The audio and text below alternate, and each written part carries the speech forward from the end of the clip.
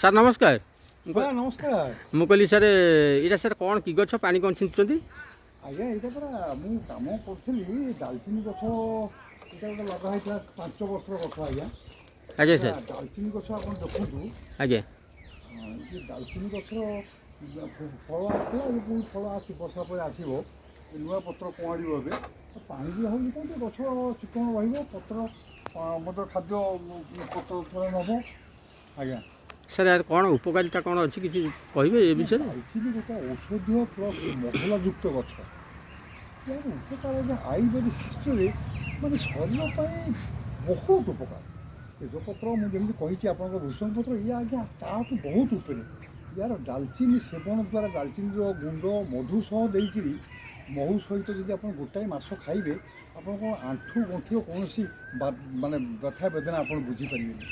ଆପଣଙ୍କର ମୁହଁରେ ବ୍ରଣ ହେଇଛି, ୟାର 2 ଚାମଚ ଡାଲଚିନି ଗୁଣ୍ଡକୁ ଗୋଟେ ଚାମଚ ଡାଲଚିନି ଗୁଣ୍ଡ ସହିତ 2 ଚାମଚ ମଧୁ ଦେଇ ଗୋଟେ ପେଷ୍ଟ କରି ଆପଣ ବ୍ରଣରେ ଲଗାନ୍ତୁ, ମୁହଁରେ ଲଗାନ୍ତୁ। ଆପଣ ମୁହଁ ଗ୍ଲେଜ୍ ରହିବ ଏବଂ ସମସ୍ତ ବ୍ରଣ ମଧ୍ୟ ଆପଣ ଚାଲିଯିବ।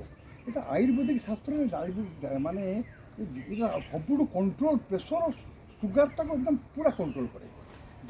ମାନେ ଡାଲଚିନିର ଗଛର ଉପକାରିତା ଆପଣଙ୍କୁ କ'ଣ ବୁଝେଇବି। ମାନେ ସବୁ ଆୟୁର୍ବେଦିକ ଶାସ୍ତ୍ରରେ ଏଲୋପାଥି ଡାକ୍ତରମାନେ ମଧ୍ୟ ସମ୍ମତ କରୁଛନ୍ତି ମାନେ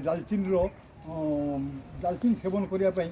ଇଏ ସୁସ୍ୱାଦୁ ଏବଂ ମସଲାଯୁକ୍ତ ଏବଂ ଏହାର ଗନ୍ଧ ଅତ୍ୟନ୍ତ ସୁନ୍ଦର, ସୁମଧୁର, ସୁସ୍ୱାଦୁ, ସୁମଧୁର, ଭରିପୁର ରହିଛି ଆଜ୍ଞା।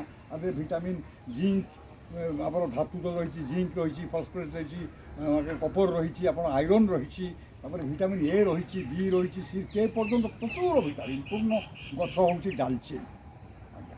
ସାର୍ ଏଇ ଗଛ କେଉଁଠୁ କ'ଣ ଆଣିଥିଲେ, କେବେ ଆଣିକି ଲଗେଇଥିଲେ? ଆଣିଥିଲି ହର୍ଟିକଲଚର ଭୁବନେଶ୍ୱରରୁ, ଏକାମ୍ର କାନନ ପାଖରେ। ସେଠି ମୁଁ ବହୁତ ଗଛ ଆଣିଥିଲି।